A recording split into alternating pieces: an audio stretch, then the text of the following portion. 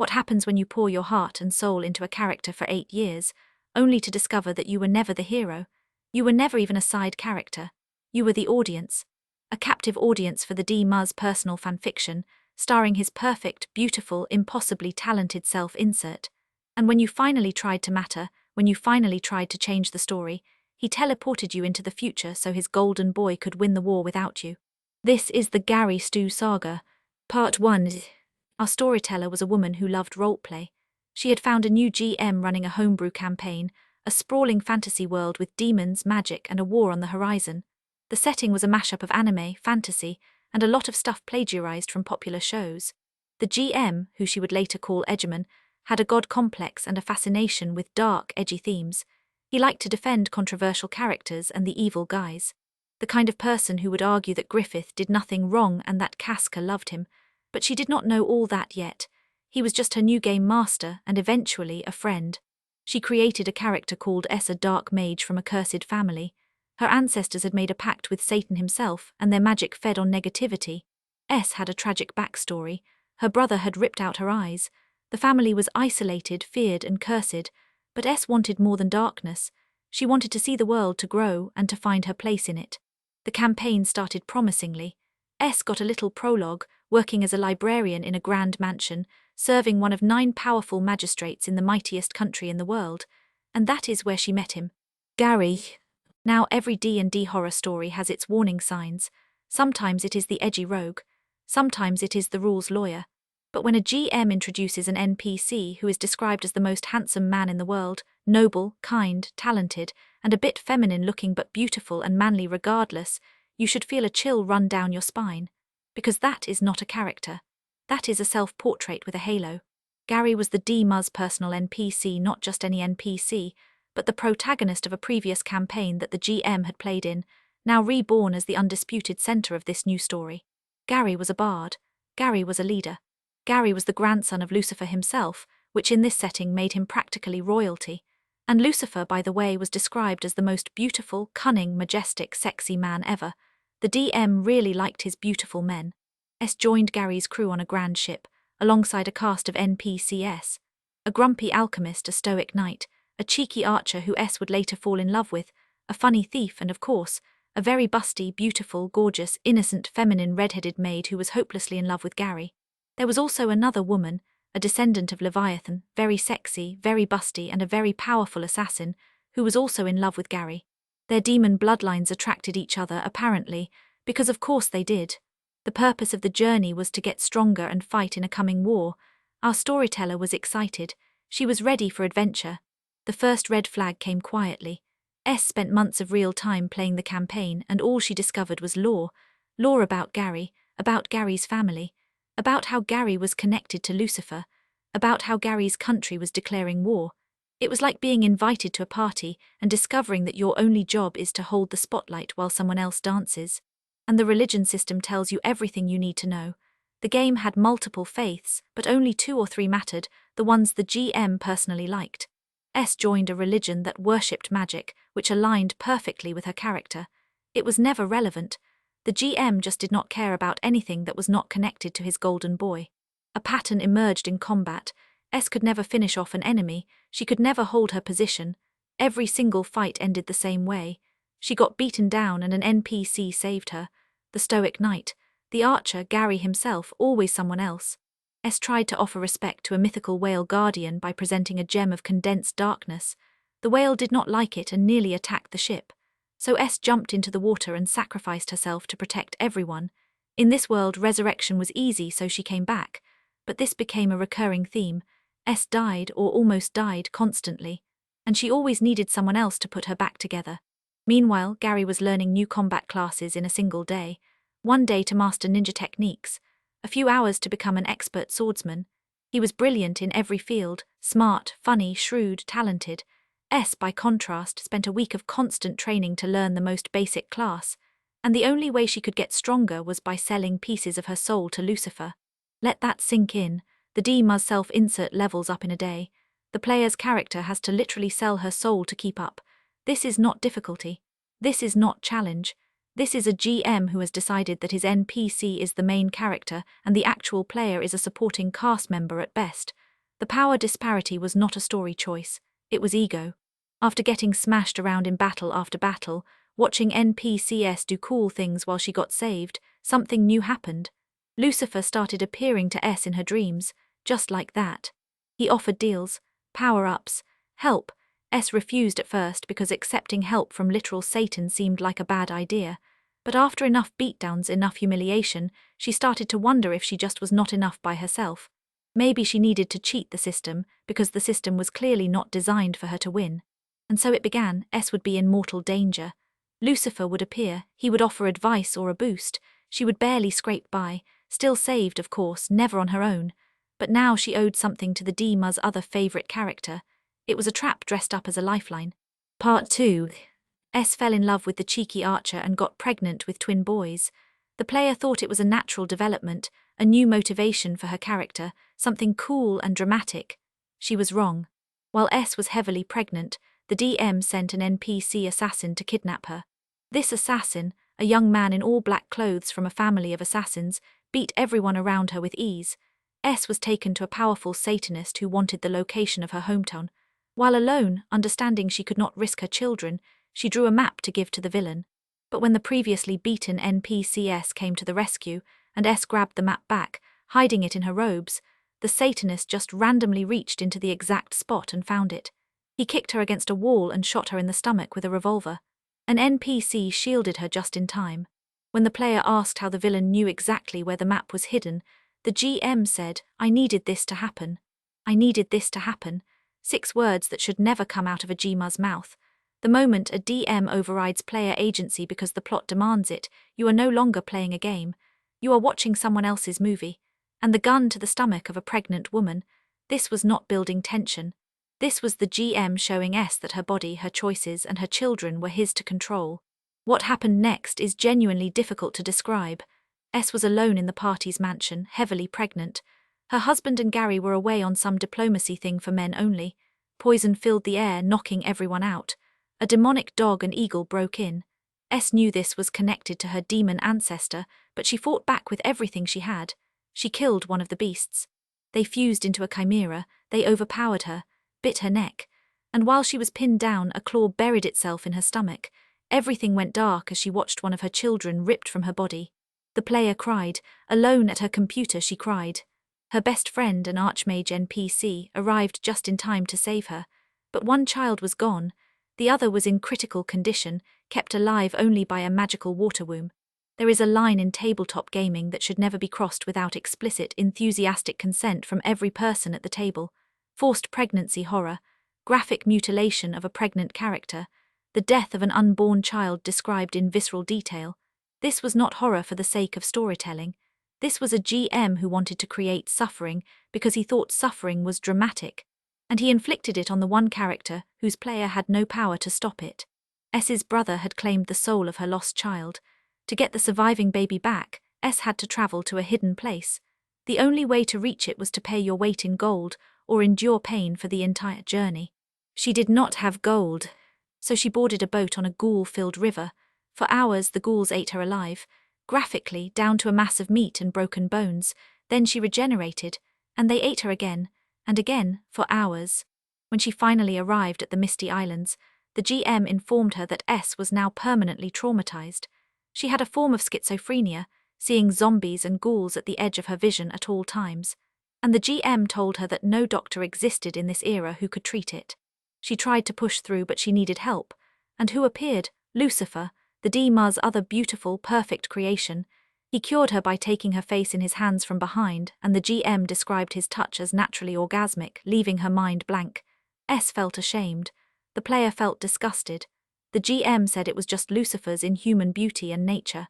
At this point, the pattern is unmistakable. Every time S suffers, the resolution comes from one of the DMA's pet NPCs. Every time she needs saving, it is Gary or Lucifer or some other golden child who swoops in.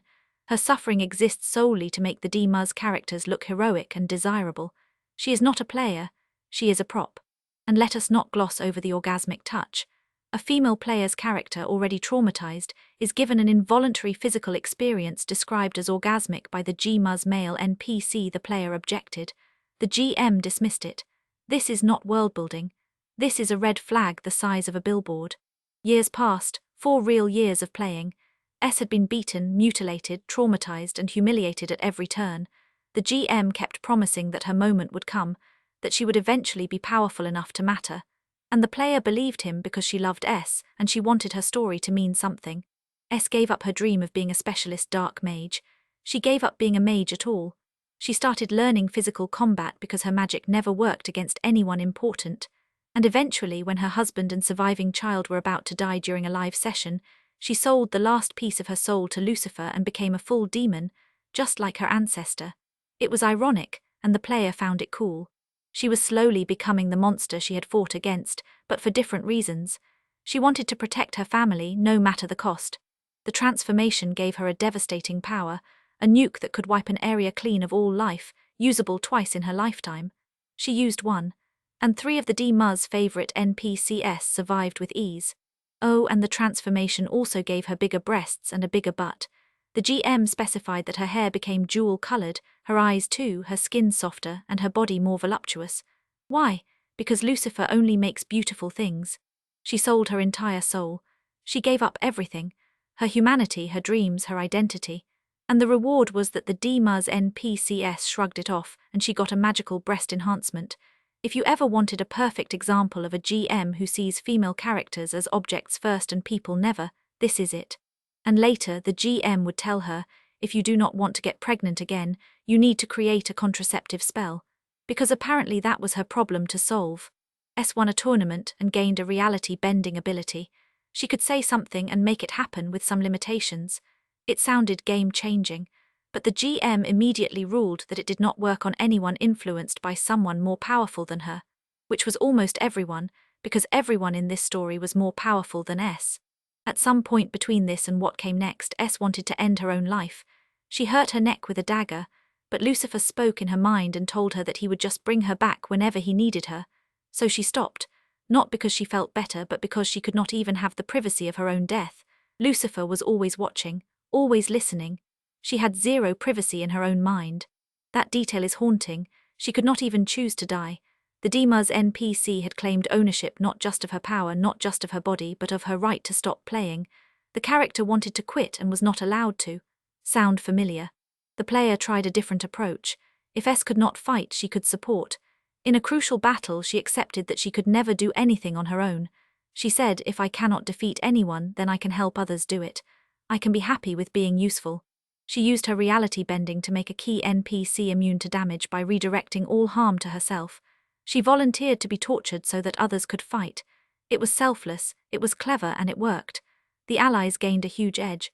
Meanwhile, S was being physically tortured by the Satanist who had shot her before, until the GM had the protected NPC kill himself in a cinematic suicide attack, even though he was taking 0 damage thanks to S's protection. Read that again. The player found a creative, selfless solution. She made a sacrifice. She was being useful for the first time in years. And the GM overrode it because he wanted his dramatic death scene more than he wanted his player to succeed. This is not storytelling. This is spite. Part 3. The final straw came during an attack on the Dragon City. Lucifer gave S the mission of protecting Gary's pregnant wife, the redhead. S accepted happily. This was someone she actually cared about, her only real female friend in the entire campaign. Then the Supreme Edgelord NPC appeared. All black clothes, eye patch, black hair. He fought 12 allies at once, including Gary, and beat them all with ease. S tried to use her reality bending to power up Gary, but the Edgelord had the exact same ability and cancelled her out. He killed the redhead, and when S crawled to the body, broken and bleeding, and tried to use her power to revive her, the Edgelord hit her to interrupt the attempt. Then the GM turned the body to golden dust so it could never be revived. Because it was necessary for Gary's story. The trauma caused Gary to undergo a transformation into a rainbow warrior, the most overpowered being in the setting, and he flew away. S had a complete mental breakdown. She repeated to herself that she was useless and worthless. Everything she touched broke. Everyone she tried to protect died. She exiled herself to a nameless island, far from everything, determined to stop ruining the lives of the people around her. The player quit the campaign. The GM did a global 10-year time skip and tried to bring S back. He sent a player NPC to her island, a character that S despised because he was rude and disgusting. S kicked him out with magic. He came back with magic. She kicked him out again. Eventually he left. The GM talked angrily with the player about how she was not giving him any room to bring S back. The player told him, "You could literally send a random, faceless NPC, and it would have been better than sending someone she despises." And then she told him everything, that he was narrating for himself, not for others, that the bits of personal lore she got felt like crumbs while Gary had a banquet at the other table, that she felt like he was masturbating his own ego and characters as the sole purpose of the game. His excuse, everything had a reason, S would get her moment eventually. She was not buying it, she left the campaign. And here is where most horror stories end. The player walks away, learns a lesson and moves on, but this one had a sequel. A year and a half later the GM reached out. He apologized for being too harsh and asked her to come back. He said he wanted to change things. He was a proud person and the player valued the rare apology. She still cared about S. She came back. Nothing changed. S still lost every fight. NPCS still soloed entire armies while she watched. The GM threw her some bones about earning the right to be powerful, then retracted them. A family curse that S had been trying to break for years was solved in 2 seconds by a random NPC she had never met, who offered his soul to buy back her freedom. Years of struggle, resolved instantly by a stranger. S went back to the war with deadpan comments that practically broke the fourth wall. "Oh, so I guess now is when things go bad and someone appears to solve them." Sadly, she was mostly right. The cruelest part of this entire story is not the graphic violence or the forced pregnancy. It is the hope. The GM kept dangling the promise that things would get better, that S would have her moment, that the suffering had a purpose. And the player kept believing him because the alternative was admitting that years of her life had been wasted on someone who never saw her as anything more than an audience member. One moment during the return deserves special mention, because it shows exactly who S could have been if the GM had ever let her. The enemy had mind-controlled the king of the Dragon City and tricked the allies into attacking him. The NPCS went along with it. S refused. She said, "So they controlled the king and made us kill him. Are you dumb? It is obvious that now Dragon Country will not believe us and declare war on us. I refuse." She used her reality bending to revive the king, sacrificing her cat familiar to do it. For one brief moment, S was the hero. She saved a king, prevented a second war and showed genuine strategic thinking. The reward, a quick toast and a dragon egg she never got to enjoy. No celebration. No recognition. The GM even said later, "So what did you expect to be celebrated for saving the king?" Yes, she did. After 8 years of suffering, she wanted one moment where her character mattered, and the GM could not even give her that, because in his story, celebrations were reserved for Gary. The final battle arrived. S, now a commander of the rebel army, had reverse-engineered mecha armor suits from the enemy using her reality bending. She stole the blueprints, slowed down time and put people to work building them.